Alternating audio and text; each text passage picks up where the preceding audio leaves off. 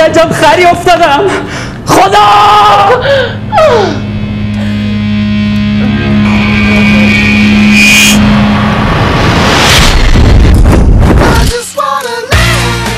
چرا متولدین ماه خرداد خیلی خرابم. اوه نوتی رحمی ندیو دیگه تستم که نمیخوام بدم، میخوام راجب خودم صحبت کنم. آتی ساعت چنده؟ آقایی بخشید شب بود سیبیلاتون رو نهیدیم. بکنم من اینجا کیم؟ بگه پلیس!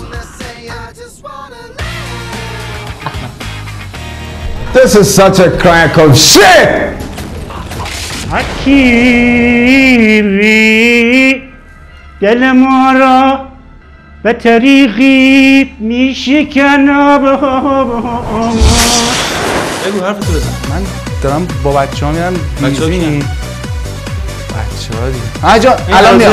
این عروسه؟ چقدر میبخشنه. نفرینت میکنم. سلام، اسم من فرزان اختریه و همیشه یه موضوع دارم برای زندگیم که اونو دنبال میکنم. If you don't believe in yourself, no one else will. و تا حالا برام بیشتر خودم باید سعی کنم که نه تنها علاقه داشته باشم بلکه بتونم حرفه‌ای باشم. میگه محمد تو تا الان اسکول شده بودی تو برو خونتون تست تموم شده. یعنی دیگه با من کاری نداری؟ من اگه برم دیگه بر نمیگردم. باشه برو گم شو خونتون تست تموم شده. مسخره‌مو کردی. خب تا الان اومدم هر کاری دارید بگی انجام میدم میرم. بکشینش.